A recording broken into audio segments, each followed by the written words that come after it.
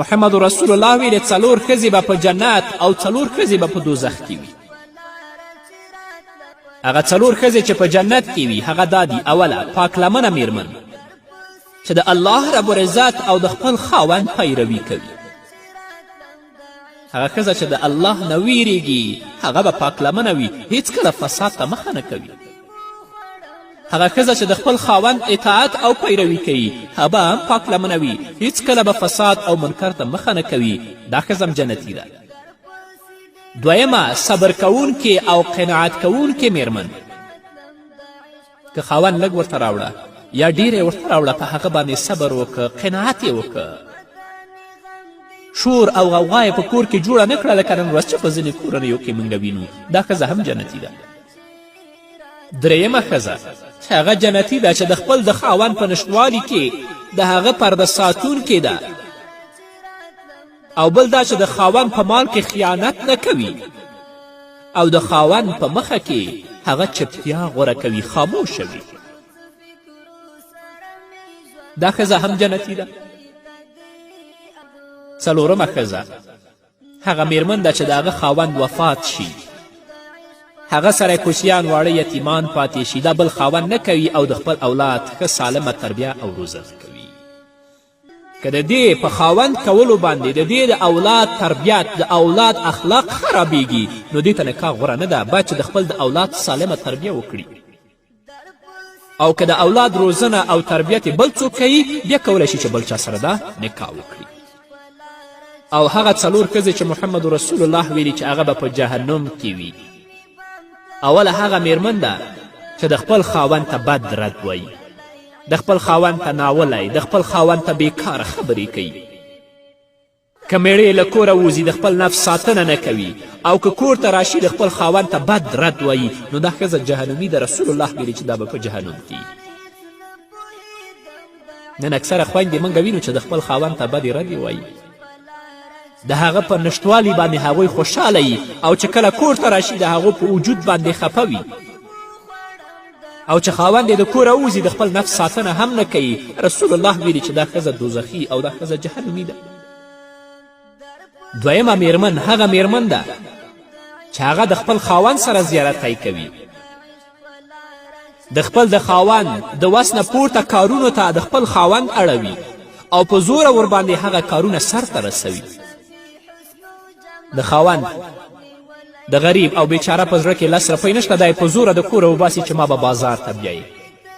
هغه جامه به ما ته اخلي چې هغه د 10 زرو د 15 زرو یا د 20 زرو روپیو ده. نو دغه میرمن چې د خپل خاوند سره زیاتی کوي، خاوند به بیچاره نو هغسې خاوند یې چې ښځه دې ته باسي نو اړ باسي، چې د زوره د کوره اوباسي چې ته ما سره لاړ شه بازار ته، او د وس نه بره په هغه باندې شیان اخلي. رسول الله ویلي دي چې دا ښځه جهنمي ده، دا به دوزخ کې وي. درېیمه هغه میرمن ده چې د کور څخه د وتلو په وخت د پردیو خلکو څخه پرده نه کوي، په ډول او سینګار له خپله کور څخه وځي. شته داسې خویندې نن ورځ موږ په خپله ټولنه کې وینو چې بغیر د عذر نه بغیر د ضرورت نه د خپل د کورونه نه وځي، او چې کله د کور نه ووځي نو هغه اسلامي حجاب چې یو مسلمان خور لپاره د اسلام مقدس دین تایید کړی دی د هغې مراعت نه کوي، او په بدبختي او په مصیبت کې اخته وي. څلورمه هغه میرمن ده چې د خوراک او خوب څخه پرته بل کار نه وي، د مونځ سره مینه نه لري، د الله او د الله د رسول او د خپل میړه او د خاوند بې پروایي کوي. نو چې کله یوه میرمنه په دې حالت کې د کور څخه د خاوند د اجازې پرته ووځي هغه دوزخي او لعنتي ده. که الله ته توبه وباسي کیدای شي چې الله رب العزت ورته بخښنه وکړي، او که توبه ونه باسي په دغه بدبختیو کې به دا ګرفتاره وي. د محمد رسول الله صلی الله علیه وسلم حدیث دی چې کله د معراج په شپه جهنم ته ورپورته شوم ومې لیدل چې زیاتره ښځې وي، په دې وجه چې د خدای او د الله د رسول او د خپلو خاوندانو پیروي نه کوي، د کور څخه بې ځایه وځي، بې ځایه سنګارونه نه کوي، د دې لپاره چې خلک په فتنه کې اخته کړي، دا ځان د خلکو څخه وساتي، نو د خلکو څخه نه ساتل کیږي. یوه ورځ حضرت عایشه رضی الله عنها همدارنګه حضرت حفصه رضی الله عنها د محمد رسول الله صلی الله علیه وسلم سره په کور کې ناستې وي. چې حضرت عبدالله ابن ام مکتوم رضی الله عنه راغی چې هغه مبارک په سترګو لوند و. پیغمبر علیه الصلاة وسلام عایشې او حفصې ته وویل چې پرده ورڅخه وکړئ، ځان پټ کړئ ترېنه. هغو دواړو ویلې چې ای د الله پیغمبره خو ړوند دی، موږ خو نه ویني، موږ خو نه پیژني. رسول الله صلی الله علیه وسلم ورته ویل که هغه سړی ړوند دی تاسو خو ړندې نه یاستئ، تاسو خو وینئ. لکه څرنګه چې سړي ته په کار ده چې خپلې سترګې د ښځو څخه وساتي، همدارنګه ښځو ته په کار ده چې هغه خپلې سترګې د سړیو څخه وساتي، نامحرمه سړي په خپله سترګو باندې ونه ویني. د ښځې لپاره دا ښه ده چې سړیو ته ونه ګوري او سړي باید هم ښځې ونه ګوري.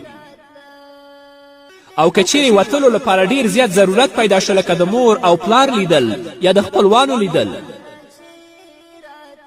چې هغې ته دا اړ ده خامخا چې د هغو لیدلو ته ورشي، نو د کور نه د وتلو اجازه دې د خپل خاوند نه واخلي.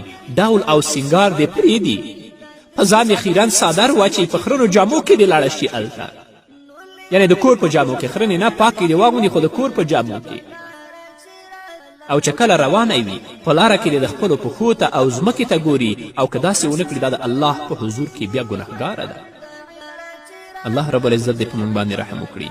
الله دې موږ ته د نیکو اعمالو توفیق راکړي، زموږ خویندو او ورونو ته، تر څو چې عزت د دنیا او د آخرت زموږ په برخې شي.